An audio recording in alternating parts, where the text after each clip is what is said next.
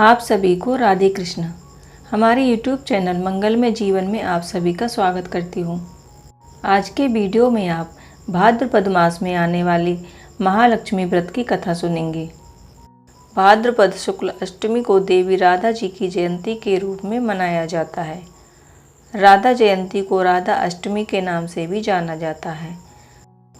यह व्रत भाद्रपद मास के शुक्ल पक्ष की अष्टमी से शुरू करके आश्विनी मास की कृष्ण पक्ष की अष्टमी तक चलता है। इस व्रत में 16 तार का डोरा लेकर उसमें 16 गांठें लगा लें। हल्दी की गांठ घिसकर डोरे को रंग लें। डोरे को हाथ से कलाई में बांध लें। व्रत पूरा हो जाने पर वस्त्र से एक मंडप बनाएं। उसमें लक्ष्मी जी की प्रतिमा रखें। प्रतिमा को पंचामृत से स्नान कराएं। 16 प्रकार से पूजा करें। रात्रि में तारागणों को पृथ्वी के प्रति अर्घ्य देवें। महालक्ष्मी व्रत की 2 कथाएं प्रचलित हैं। आज की वीडियो में आप महालक्ष्मी व्रत की पहली कथा का पाठ सुनेंगे। माता महालक्ष्मी का ध्यान करते हुए महालक्ष्मी व्रत की कथा शुरू करते हैं। एक समय महर्षि श्री वेद व्यास जी हस्तिनापुर पधारे। उनके आने का समाचार सुनकर महाराज धृतराष्ट्र उनको आदर सहित महल में ले गए। सोने के सिंहासन पर विराजमान करके उनके चरणों को धोया और पूजन किया। श्री व्यास जी से माता कुंती तथा गांधारी ने हाथ जोड़कर कहा कि हे महामुनि, आप त्रिकालदर्शी हैं, अतः आपसे प्रार्थना है कि आप हमको कोई ऐसा सरल व्रत और पूजन बताएं जिससे हमारा राज्य, लक्ष्मी और सुख संपत्ति, पुत्र पौत्र आदि से परिवार सुखी रहे।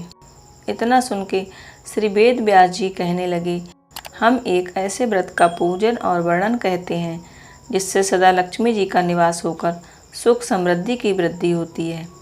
यह श्री महालक्ष्मी जी का व्रत है जिसे प्रतिवर्ष भाद्रपद मास के शुक्ल पक्ष की अष्टमी को किया जाता है और अश्विनी कृष्ण पक्ष की अष्टमी को समाप्त किया जाता है। माता कुंती और गांधारी ने कहा कि हे महामुनि, कृपया करके आप मुझे इस व्रत की विधि विस्तार पूर्वक बतलाइए। तब व्यास जी बोले कि हे देवी, यह व्रत भाद्रपद शुक्ल अष्टमी से प्रारंभ किया जाता है। इस दिन स्नान करके 16 सूत के धागों का डोरा बनाएं, उसमें 16 गांठ लगाएं और हल्दी से पीला कर लें। रोजाना 16 दूब और 16 गेहूं के दाने धागे पर चढ़ाएं और फिर अश्विनी मास के कृष्ण पक्ष की अष्टमी के दिन उपवास रखकर मिट्टी के हाथी पर श्री लक्ष्मी जी की प्रतिमा स्थापित करके विधि पूर्वक पूजन करें। इस प्रकार श्रद्धा भक्ति सहित महालक्ष्मी जी का व्रत करने से आप लोगों की राज्य लक्ष्मी में सदा वृद्धि होती रहेगी। इस प्रकार व्रत का विधान बतलाकर वेद व्यास जी अपने आश्रम को चले गए।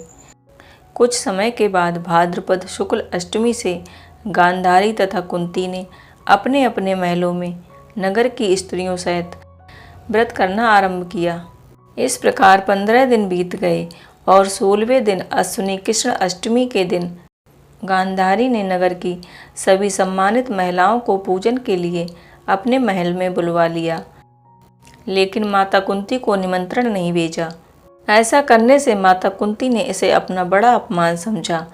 उन्होंने पूजन की कोई तैयारी नहीं की और उदास होकर बैठ गईं। जब 5 पांडव युधिष्ठिर, अर्जुन, भीम, नकुल और सहदेव महल में आए तो कुंती को उदास देखकर पूछा कि हे माता, आप इस प्रकार उदास क्यों हैं? आपने पूजन की तैयारी क्यों नहीं की? तब माता कुंती ने कहा कि हे पुत्र, आज महालक्ष्मी जी के व्रत का उत्सव गांधारी के महल में मनाया जा रहा है। उन्होंने नगर की सभी सम्मानित महिलाओं को बुला लिया और उसके 100 पुत्रों ने मिट्टी का एक विशाल हाथी बनाया है, जिस कारण सभी महिलाएं उस बड़े हाथी का पूजन करने के लिए गांधारी के महल में चली गईं, लेकिन मेरे यहाँ नहीं आईं। यह सुनकर अर्जुन ने कहा कि हे माता, आप पूजन की तैयारी करें और नगर में बुलावा लगवा दें कि हमारे यहाँ स्वर्ग के ऐरावत हाथी की पूजा होगी। इधर माता कुंती ने नगर में ढिंढोरा पिटवा दिया और पूजा की विशाल तैयारी होने लगी। अर्जुन ने भगवान इंद्र के पास जाकर ऐरावत हाथी की पूजा के लिए मांग की। भगवान इंद्र ने अर्जुन को ऐरावत हाथी पूजा के लिए दे दिया। इधर सारे नगर में शोर मच गया कि कुंती के महल में स्वर्ग से इंद्र का ऐरावत हाथी पृथ्वी पर उतार कर पूजा जाएगा।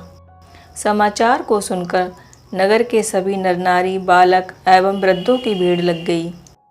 वहां इकट्ठी हुई सभी महिलाएं अपनी अपनी थालियां लेकर कुंती के महल की ओर जाने लगी। माता कुंती ने ऐरावत हाथी के स्वागत में अनेकों रंग के चौक पुरवा लिए और नए रेशमी वस्त्र बिछवा दिए। नगरवासी स्वागत की तैयारी में फूलमाला, अबीर, गुलाल, केसर हाथों में लिए पंक्तिबद्ध खड़े हो गए।